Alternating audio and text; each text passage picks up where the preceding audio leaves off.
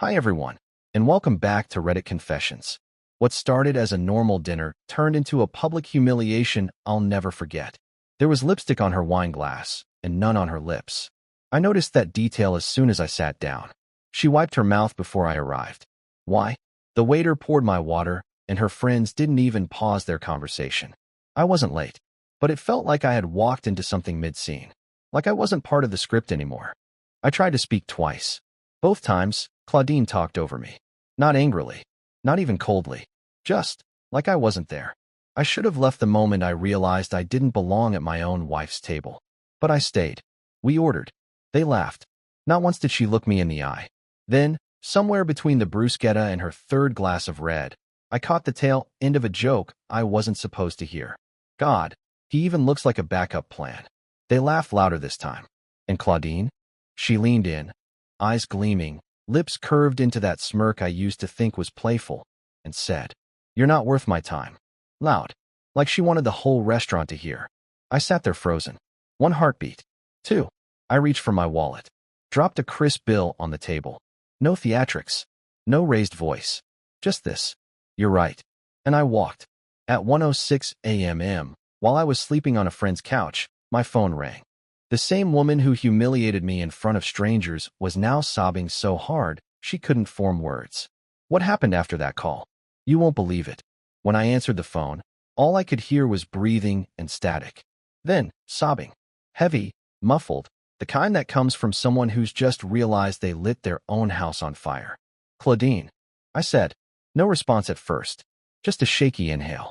Then, I didn't mean it. I stayed silent.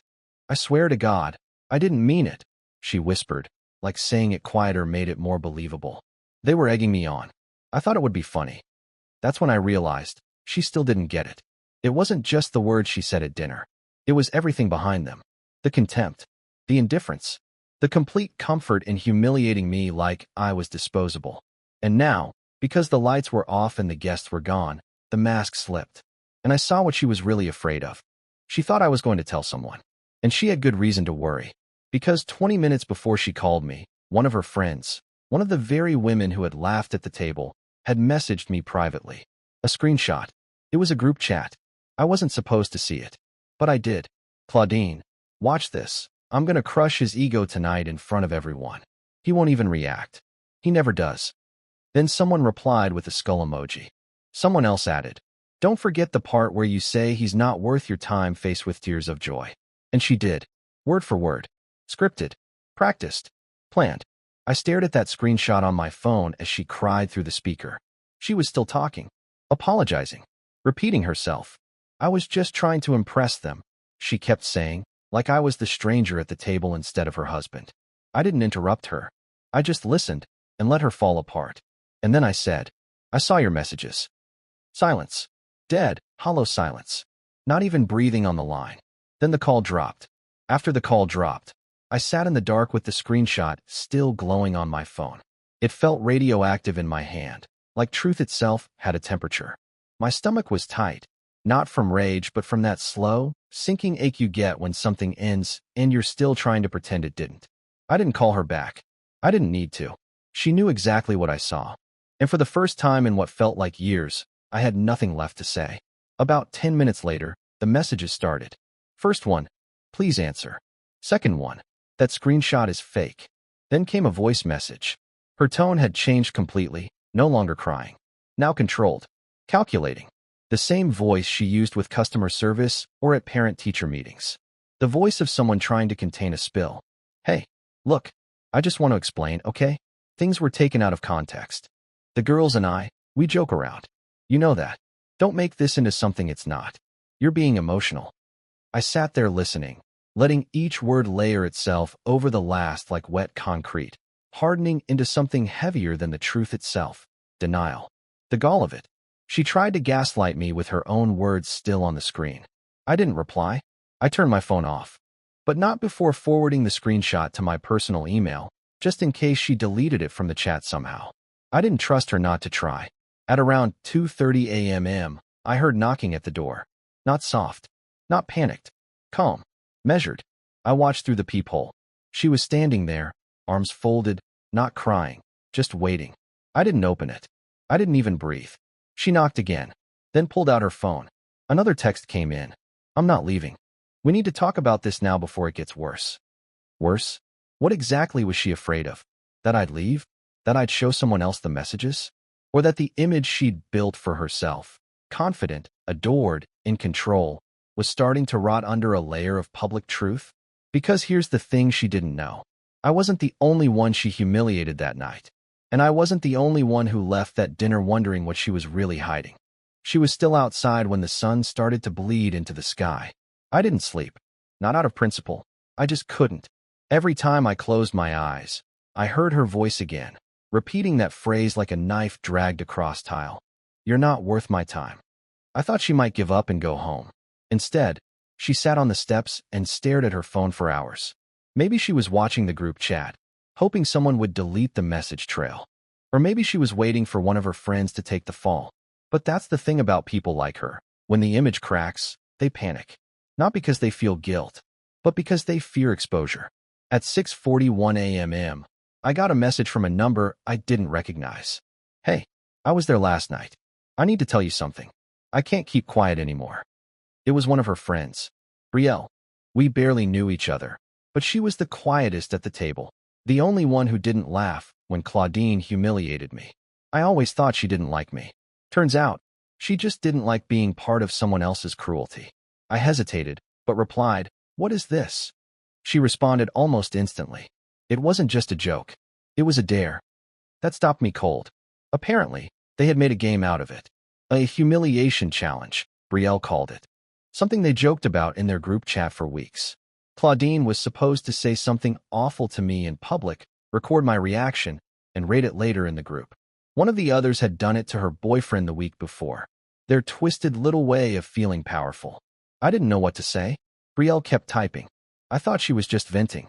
But when I saw how calm she was after you left, I realized she meant every word. I'm sorry. You didn't deserve that. None of it. I thanked her. Not because I forgave anyone, but because for the first time, someone had acknowledged I wasn't crazy, that the pain wasn't in my head. Meanwhile, outside, Claudine still hadn't left. I watched her through the curtain. She was scrolling through her phone again, her face unreadable. And that's when something strange happened. She stood up, got into her car, and drove off, but not home. I followed her location using the shared family app she forgot we still had enabled. She went straight to Betrayal's apartment. 5 minutes later, Betrayal sent me one more message. She knows I told you. No context. No explanation. And then silence. After Betrayal's final message, everything stopped. No follow-up. No warning. Just dead air. I waited for something. A call. A scream. A storm. But nothing came. It was like she vanished into a different timeline. For the rest of the day, Claudine didn't come back. I didn't know what she said to Betrayal or what she threatened her with, but I had a gut feeling it wasn't just words. Claudine had always been clever. Not dramatic. Not loud. Just surgical with her cruelty. By 6 p.m., my phone buzzed again. A new message. From Betrayal. No text. Just a voice memo. I put in my headphones and hit play. At first, it was quiet. Then I heard Claudine's voice. Cold. Clipped. Unfamiliar in tone. I know what you sent him, she said. And if you think throwing me under the bus is going to make you look better, think again. I have the screenshots too. You were laughing right along with the rest of them. Then Betrayal spoke, and her voice was trembling. I didn't laugh. You went too far, Claudine. He didn't deserve that. You humiliated him like it was a sport. Then Claudine said something that made my stomach turn. Humiliation is only real if they don't expect it. That line, it stayed with me, because it told me everything I needed to know about how long she'd been playing this game. Not just that night, but maybe for months. Maybe longer. I saved the memo, emailed it to myself. Then I started digging. I remembered something from a few weeks ago, one of those nights when she said she was out with the girls and didn't come home until 2 a.m. She claimed they were at a spa hotel, but when I checked our shared calendar app, it said she had an appointment that same day, 30 miles in the opposite direction. So I opened our old Home Assistant app, the one we used to monitor the door camera. I'd stopped checking it after we stopped being us. But thankfully, it was still active, still logging. And there it was. A video from 2 weeks ago. Claudine, standing outside our front door at 11:43 p.m. whispering into her phone, saying nothing at first. Then, clearly, no, he doesn't suspect anything. He never does. Then she laughed. Not fake, not tipsy, but relaxed, comfortable.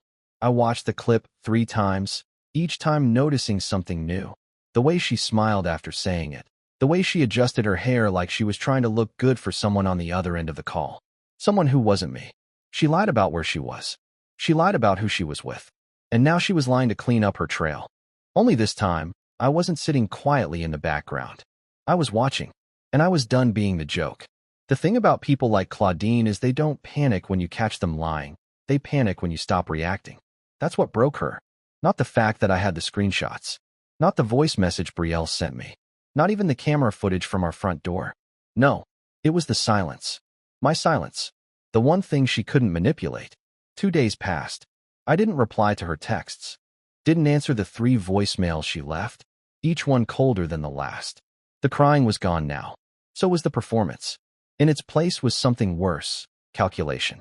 She was strategizing, trying to figure out what I'd do with what I knew.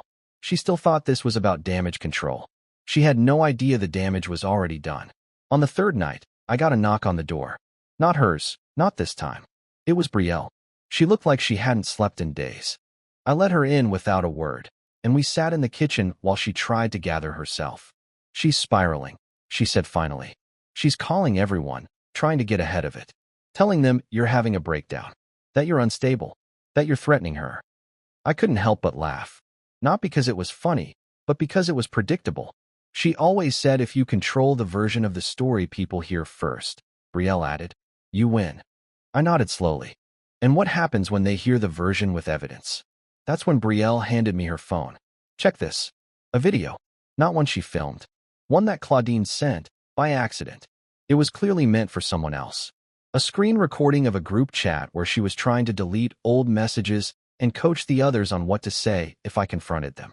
She didn't realize her screen recorder was still running when she opened her camera app mid-message, giving a full view of her face. Smiling. Almost giddy. I'm going to bury him, she typed.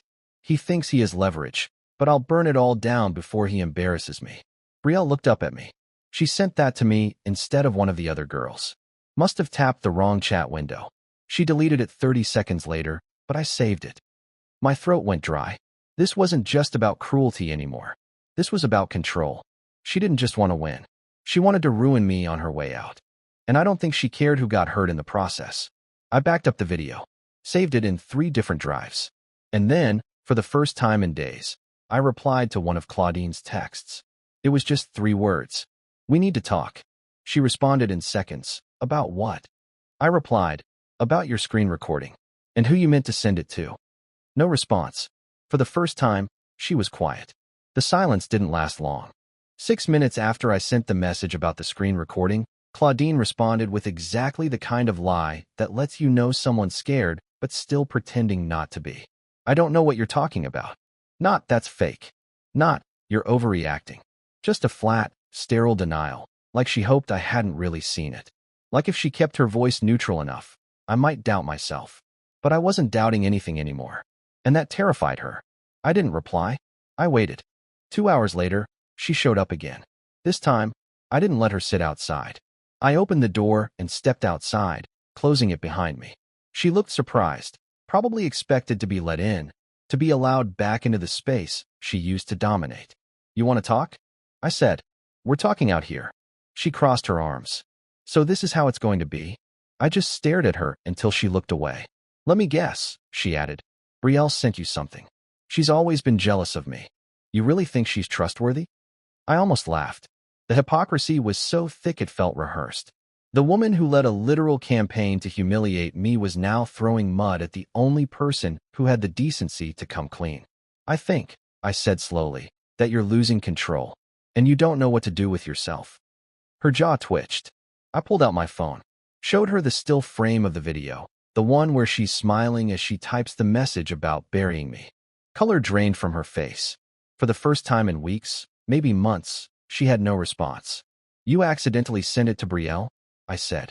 She saved it. I backed it up. You can't unsend it, and you can't delete it from my life like you delete messages in a group chat. Still nothing. So I pushed a little further. You recorded yourself trying to orchestrate a cover-up. That's not just mean, Claudine. That's calculated. And stupid. And I have it all. Your voice, your face, your words. Finally, she spoke. What do you want? And just like that, she admitted everything. Not out loud, not in words, but in tone, in posture, in fear. The predator had become the cornered one. I leaned in slightly, not to threaten, just to be sure she heard me. I want you to stop pretending. I want you to understand that you crossed the line between emotional cruelty and digital sabotage. And I want you to realize that the man you thought was weak has been watching, recording, and saving everything. She opened her mouth, maybe to argue, maybe to beg. I didn't let her. You don't get to spin this, I said. You're not in charge of this story anymore. Then I walked back inside. I didn't slam the door. I didn't even lock it. Because for the first time since this began, I didn't need to protect myself from her. She was finally the one on the outside. The next morning, I woke up to no texts, no calls, no games. Just peace. The kind of peace that doesn't feel loud or victorious, but still feels real. Like something finally stopped pressing down on your chest. I sat on the edge of my bed for a while, phone in hand, half expecting another excuse, another manipulation. But Claudine didn't reach out. She knew it was over. Not just the marriage. That ended the moment she weaponized humiliation. No, I mean the power she thought she had. The control. The mask she wore so tightly it started to crack the moment I stopped playing along. A few days later, a mutual friend told me Claudine was taking a break from social media. She called it a mental reset. I didn't comment. People like her never tell the full truth. They just dress it up and sell it to whoever's still listening. But me? I moved out of that apartment, got a smaller place with no shared memories. I took time off work. I traveled a bit. Nothing dramatic, just far enough to remember what it's like to breathe without checking my tone or walking on eggshells. I even reconnected with my sister. She said I sounded different. Lighter. Like I'd stopped apologizing for things I never did wrong. And maybe I have. Maybe that dinner, the wine, the laughter, the scripted cruelty. Maybe that was the moment I stopped being a side character in my own life. Maybe it had to break that loudly for me to finally hear myself again. So no, this isn't a revenge story. It's a freedom story. And if you've ever sat across a table from someone who smiled while cutting you down, you know what kind of power it takes to walk away instead of shout back. And sometimes, that's the loudest thing you'll ever do. Have you ever witnessed something shocking at a dinner or party that completely changed how you saw someone? Let us know in the comments. We'd love to hear your wildest or most unforgettable real-life moments. And don't forget to like, subscribe, and share if this story resonated with you.